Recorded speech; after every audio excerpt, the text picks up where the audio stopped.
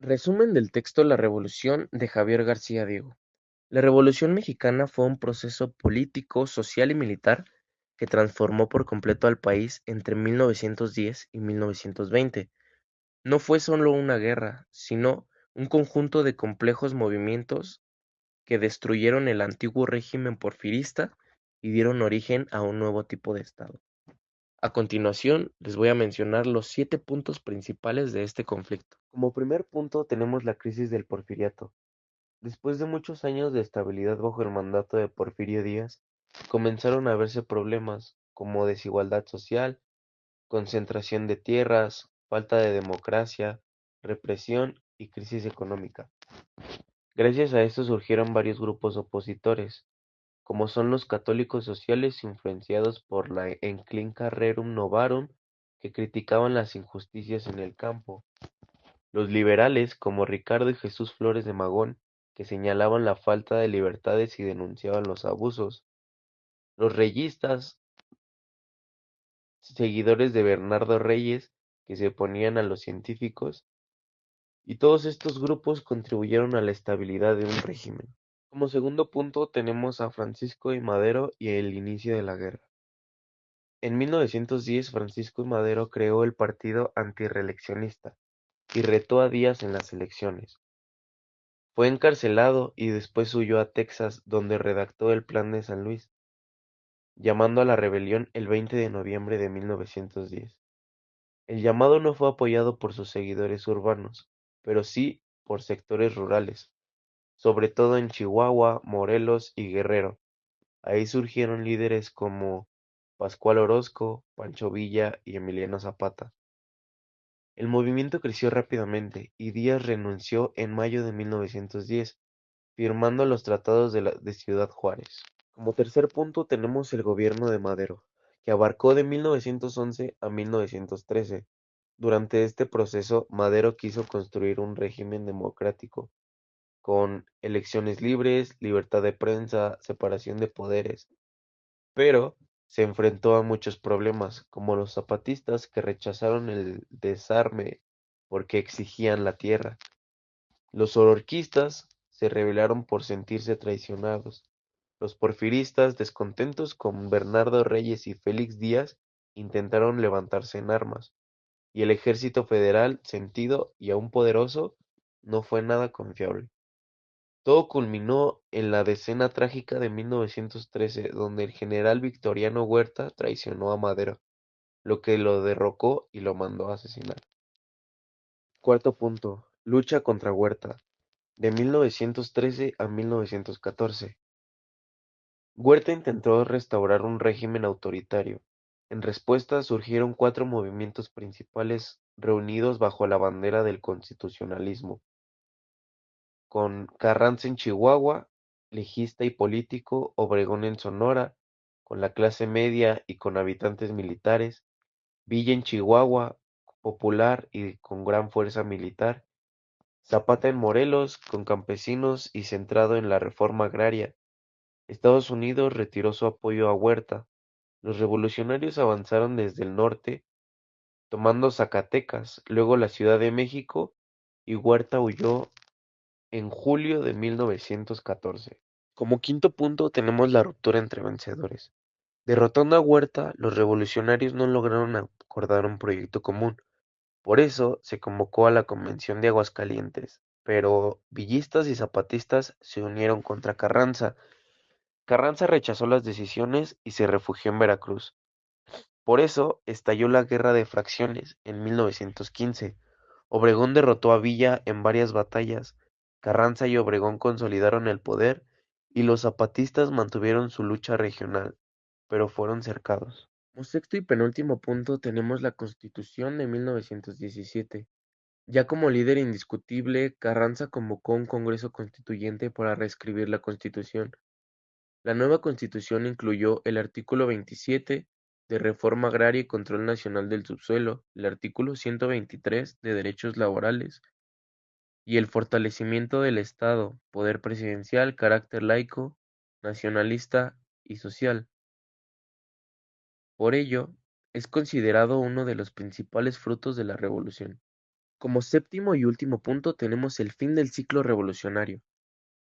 En este Carranza intentó imponer a su sucesor, provocando la rebelión de Agua Prieta encabezada por Obregón. Gracias a esto, Carranza fue asesinado y Obregón tomó el poder. A partir de 1920 inició el México post-revolucionario, dominado por líderes de clase media con alianzas populares y nuevas instituciones. Gracias a este conflicto histórico se creó un debate sobre la revolución de Javier García Diego, un texto que analiza la complejidad del proceso revolucionario en México.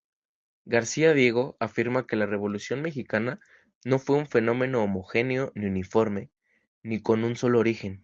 Al contrario, fue desigual en tiempo, espacio y participación.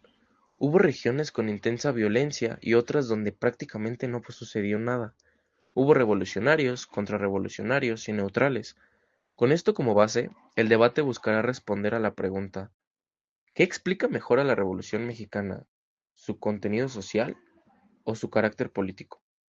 Vamos a escuchar los argumentos de ambas partes y sus puntos de vista.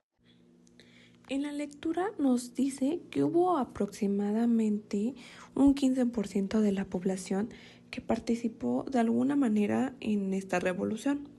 Aunque no fue toda la población, esta cifra pues refleja una gran cantidad de personas que hacen una movilización muy grande para aquella época.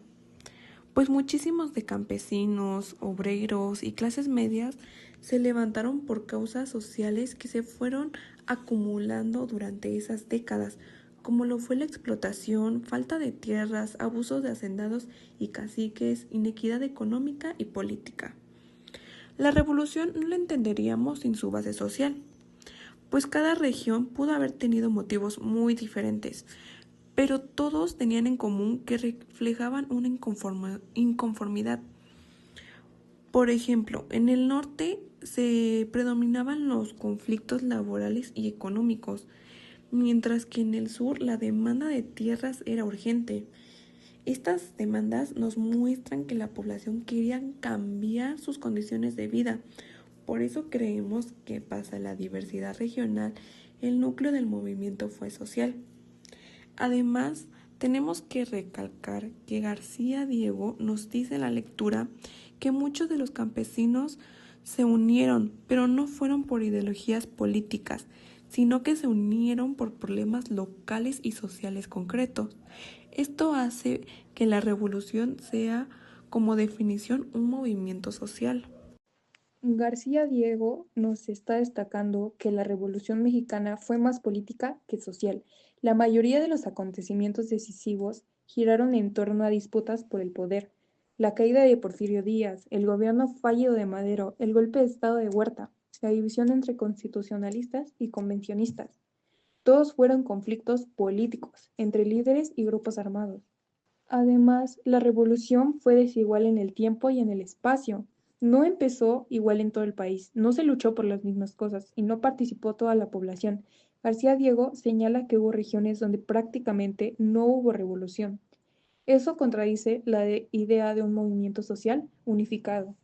También nos está recalcando que no hubo una ideología común. Zapatistas, villistas, constitucionalistas y huertistas tenían metas completamente diferentes. Estas diferencias son características de conflictos políticos entre facciones, no de una revolución social con objetivos compartidos. Es muy cierto que hubo disputas políticas, pero estas disputas no habrían tomado la fuerza que tomaron sin la participación de la población. Los líderes no luchaban solos, ellos sabían que contaban con el apoyo de comunidades que fueron afectadas por las injusticias sociales. Las circunstancias sociales dieron sentido a esta lucha. La lectura nos menciona que los campesinos se unían por problemas específicos, como lo son la tierra, la explotación y los abusos. Esas son características de un movimiento social. La política solo fue como una rama por la cual se expresaron esas demandas. García Diego nos está dejando claro que la participación social no fue generalizada. Un 15% es significativo, pero no representa al país entero. Además, Muchos de esos participantes no tenían una causa común. Sus demandas eran locales, no nacionales. Eso demuestra que el conflicto no fue un movimiento social organizado, sino una suma de disputas regionales. Y aunque la gente apoyara a ciertos líderes, eso no convierte el proceso en social. En realidad seguían a caudillos locales, lo cual es un fenómeno político y militar. Si la revolución solo fue un conflicto político, ¿cómo explicas que muchísimas personas comunes se involucraban con riesgos reales para sus vidas? Porque los conflictos políticos afectaban directamente a las regiones. La gente se involucraba para defender a su comunidad, su tierra o por presión militar, no necesariamente por un proyecto social nacional. Y entonces, ¿cómo explicas las demandas de tierras que sí fueron sociales? Esas demandas existían, pero fueron locales y no representaron a todo el país. No hubo un programa social común. Si la revolución fue social, ¿por qué García Diego insiste en que no hubo una ideología nacional ni un movimiento generalizado? Porque las causas sociales eran diversas, no idénticas. Lo social no depende de uniformidad, sino de la existencia de problemas que son reales, que impulsan a la población a movilizarse. ¿Y cómo explicas las regiones donde no hubo revolución? Una revolución social puede ser desigual. Lo importante es que las causas existían y eran profundas donde sí estallaron. Hemos escuchado dos posturas basadas en la lectura de García Diego, que describen la Revolución Mexicana como un proceso extremadamente complejo. Litsi destacó su contenido social, participación popular, demandas de tierra, malestar acumulado y movilización de diversos grupos.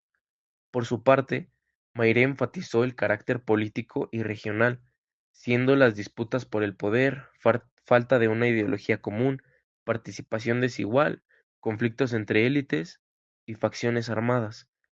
La lectura muestra que la Revolución Mexicana no fue un fenómeno simple, al contrario, fue social y política, fue popular, pero también fue dirigida por élites, y fue nacional, pero profundamente regionalizada. Gracias a esto, cada interpretación resalta aspectos distintos de un proceso único y complejo que marcó la historia de nuestro país. Con esto, podemos dar por terminado el debate.